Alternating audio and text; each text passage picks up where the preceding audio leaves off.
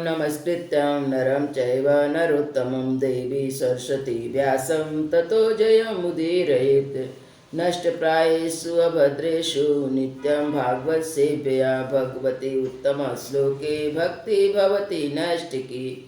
कृष्णाय वासुदेवाय देवकीनन्दनाय च नन्दगोपकुमाराय गोविन्दाय नमो नमः। मूकं करोति वाचालं पङ्गुलङ्घते गिरिं यत्कृपातमहं वन्दे परमानन्दं माधवं। श्रीचैतन्य ईश्वरं श्रीगुरुदीनतारिणं। श्रीमद्भागवत महापुराण अध्याय स्कंद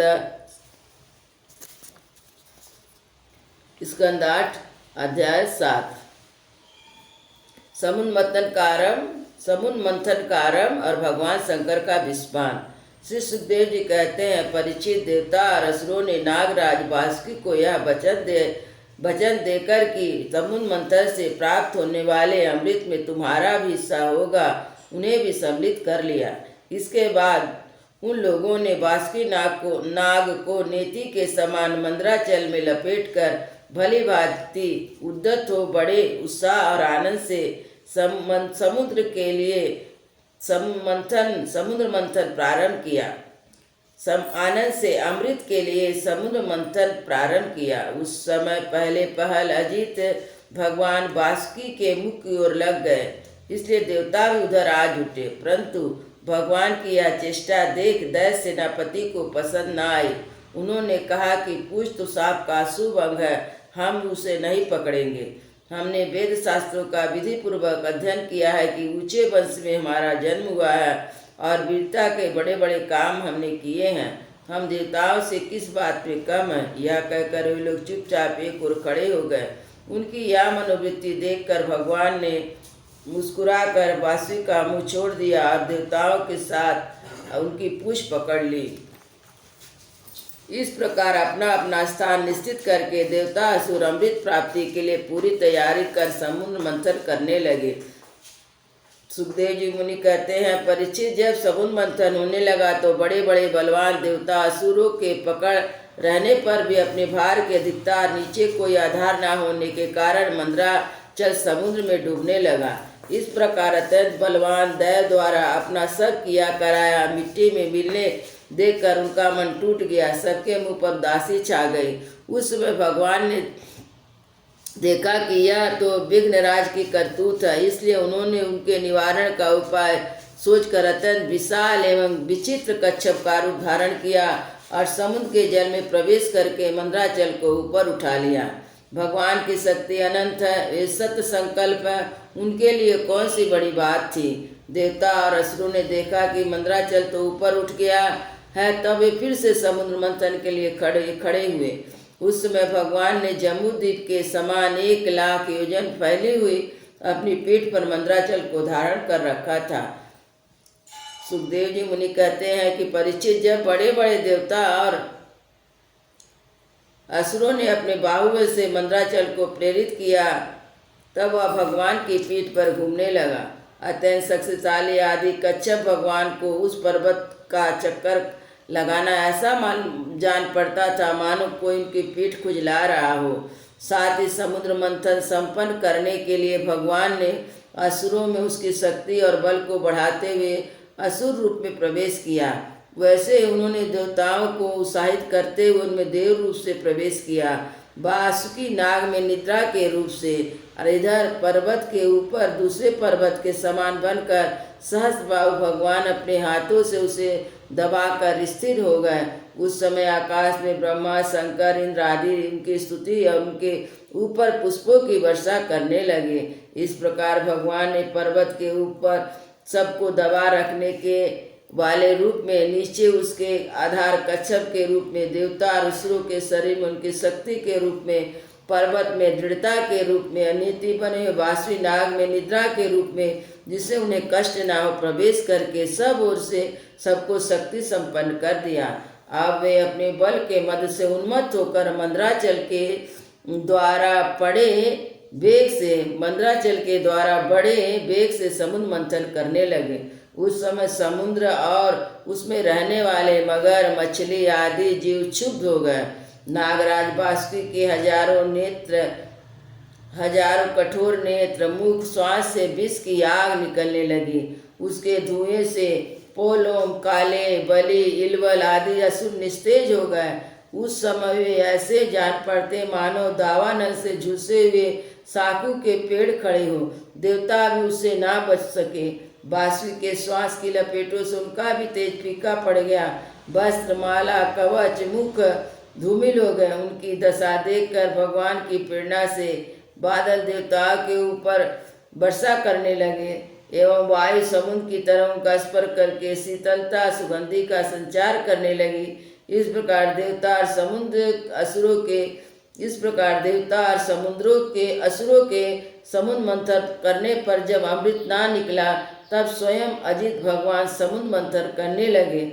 मेघ के समान सांवले शरीर वाले सुनहरा पीताम्बर, कानों में बिजली के समान चमकते हुए कुंडल, सिर पर लहराते हुए घुंघराले बाल, नेत्रों में लाल लाल रेखाएं, गले में बनमाला सुशोभित हो रही थी। संपूर्ण जगत को अभय दान करने वाले अपने विश्व विजयी भुज दंडों से बाष्पी नाग को पकड़कर तथा पूर्व रूप से पर्वत को धारण कर जब भगवान मंदराचल की मथानी से समुद्र मंथन करने लगे, उस समय दूसरे पर्वत के समय बड़े ही सुंदर लग रहे थे। जब अजित भगवान के इस प्रकार समुद्र मंथन किया, तब उस समुद्र में से बड़ी खलबली मच गई। मछली, मगर, सांप, कछुए भयभीत होकर ऊपर आ गए, इधर उधर भागने लगे। तिमी, तिमिंगिन आदि मत्स्य, समुद्री हाथी, ग्रह व्याकुल हो गए। उस समय पहले पहल हलाहल नामक एक अत्यंत उग्र विष निकला। वह अत्यंत उग्र विष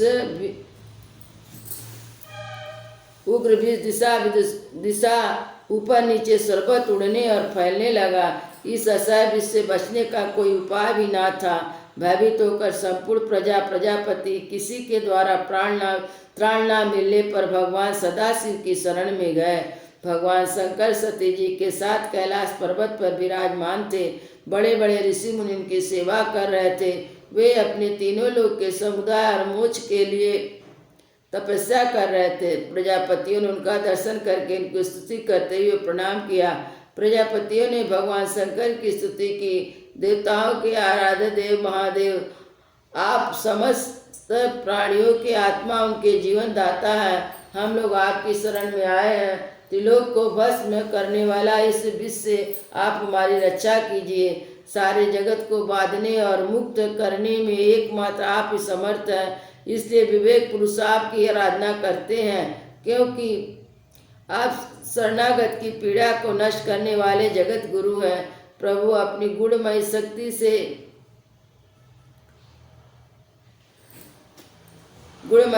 से जगत की सृष्टि स्थिति पालन करने के लिए अनंत एक रस होने पर भी ब्रह्मा, विष्णु, शिव आदि का नाम धारण कर लेते हैं। आप स्वयं प्रकाश है। इसका कारण यह है कि आप परम रहस्यमय ब्रह्म तत्व हैं। जितने भी देवता, मनुष्य, पशु, पक्षी आदि सत अथवा असत चराचर प्राणी हैं, उनको जीवन दान देने वाले आप ही हैं। आपके अतिरिक्त सृष्टि में और कुछ भी नहीं है, क्योंकि आप ही आत्मा है। अनेक शक्तियों के द्वारा आपकी जगत रूप में भी प्रतीति हो रही है, क्योंकि आप ईश्वर है, सर्व सामर्थ्य है। समस्त वेद आप से ही प्रकट हुए हैं, इसलिए आप समस्त ज्ञानों के मूल स्रोत स्वतः सिद्ध ज्ञान है। आपकी जगत के आदि कारण, महत्व, त्रिविध अहंकार एवं आप ही प्राण, इंद्रियां, पंच महाभूत तथा शब्द आदि विषय के भिन्न भिन्न स्वभाव और उसके मूल कारण हैं। आप स्वयं ही प्राणियों के वृद्धि और ह्रास करने वाले हैं, उनका कल्याण करने वाले यज्ञ, सत और मधुर वाणी है। धर्म भी आपका ही स्वरूप है। आप ही आ उ मां इन तीनों अक्षरों में युक्त प्रणव में अर्थात त्रिगुणात्मक प्रकृति में है, ऐसा वेदवादी महात्मा कहते हैं। सर्वदेव स्वरूप अग्नि आपका मुख है। तीनों लोक के स्वामी, अभ्युदय करने वाले शंकर, यह पृथ्वी आपका चरण कमल है। आपका अखिल देव स्वरूप है। यह काल आपकी गति है। दिशाएं कान है और वरुण रस इंद्रियां है। आकाश नाभि है। वायु सूर्य नेत्र है, जल वीर है, आपका अहंकार नीचे ऊंचे सभी जीवों का आश्रय है। चंद्रमा मन है और प्रभु स्वर्ग है, आपका सिर है। वेद स्वरूप भगवान समुद्र आपकी कोख है, पर्वत हड्डियां हैं, सब प्रकार से औषधियाँ घास आपके रोम है। गायत्री आदि छंद आपके सातों धातुएं हैं, सभी प्रकार के धर्म आपके हृदय हैं। स्वामी ने सद्दो जाति 5 उपसद ही आपके तत्पुरुष अघोर सद्योत वामदेव ईशान नामक 5 मुख हैं। उन्हीं के पद छेद से 38 कलात्मक मंत्र निकले हैं। आप जब समस्त प्रपंच से उपरत होकर अपने स्वरूप में स्थित हो जाते तब उसी स्थिति का नाम होता है शिव। वास्तव में यही स्वयं प्रकाश परम तत्व है। अधर्म की दम्भ मोह आदि तरंगों से आपकी छाया है, जिसमें विविध प्रकार की सृष्टि होती है। जो सतरजतम और आपके 3 नेत्र है। प्रभु गायत्री छंद रूप सनातन वेद ही आपका विचार है, क्योंकि आप ही सांख्य आदि समस्त शास्त्र के रूप में स्थित हैं, उनके कर्ता भी है। भगवान आपका परम ज्योति स्वरूप स्वयं ब्रह्म है। उसमें ना तो रजोगुण है, न तमोगुण, न सात्विक, न किसी प्रकार का भेदभाव है। आपके उस स्वरूप को सारे लोकपाल, यहाँ तक कि ब्रह्मा विष्णु देवराज इंद्र भी नहीं जान सकते। आपने कामदेव, दक्ष के यज्ञ, त्रिपुरासुर आदि कालकूट विष और अनेक जीवद्रोही असुरों का नष्ट किया कर दिया है, परंतु यह कहने में आपकी कोई स्तुति नहीं समझता। यह कहने से आपकी कोई स्तुति नहीं होती, क्योंकि प्रलय के समय आपका बनाया हुआ विश्व आपके नेत्र से निकली हुई आग की चिंगारी लपट से जलकर भस्म हो जाता है और आप इस प्रकार ध्यान मग्न रहते हैं। आपको इस बात का पता ही नहीं चलता। जीवन मुक्त आत्माराम पुरुष अपने हृदय में आपके उगल चरण कमलों का ध्यान करते हैं तथा आप स्वयं भी निरंतर ज्ञान और तपस्या में लीन रहते हैं। फिर सती के साथ ना रहते देखकर जो आपकी आसक्त एवं शमशानवासी होने का कारण उग्र तथा निष्ठुर बतलाते हैं। हे मूर्ख, वे मूर्ख आपकी लीलाओं का रहस्य भला क्या जाने। उनका जैसा कहना है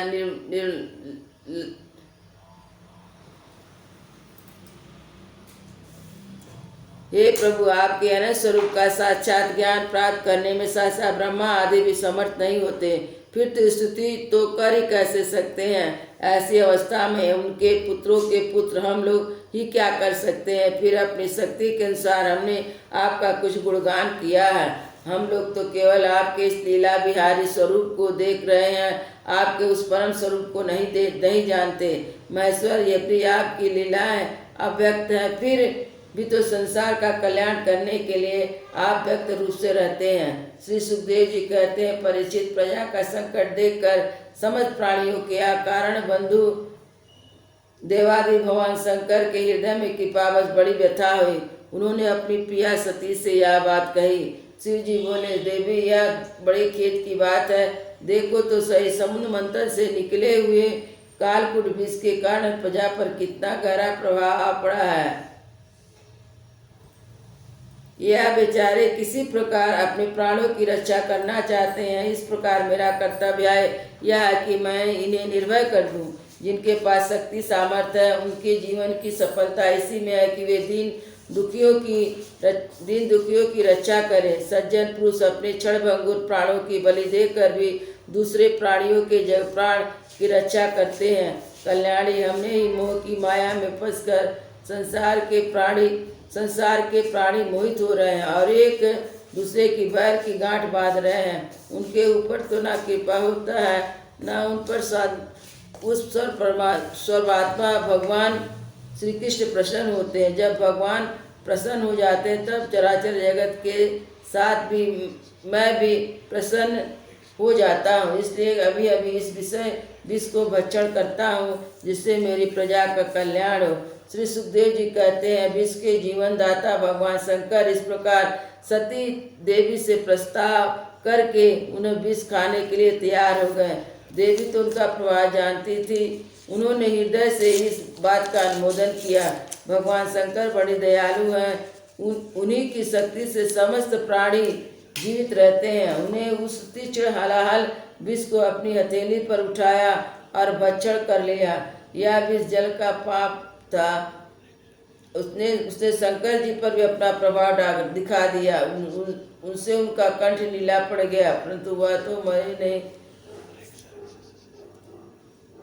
प्रजा का कल्याण करने वाले भगवान शंकर के लिए भूषण रूप हो गया। परोपकारी सज्जन प्राय प्रजा का दुख टालने के लिए स्वयं दुख झेलना ही करते हैं, परंतु यह दुख नहीं, यह तो सबके हृदय में विराजमान भगवान की परम आराधना है। देवादि भगवान शंकर उनकी कामना पूर्ण करने वाले हैं। उनका यह कल्याणकारी अद्भुत कर्म सुनकर संपूर्ण प्रजा, दक्ष, कन्या, सती, ब्रह्मा जी, स्वयं विष्णु भगवान भी उनकी प्रशंसा करने लगे। जिस समय भगवान शंकर ने विद्याधर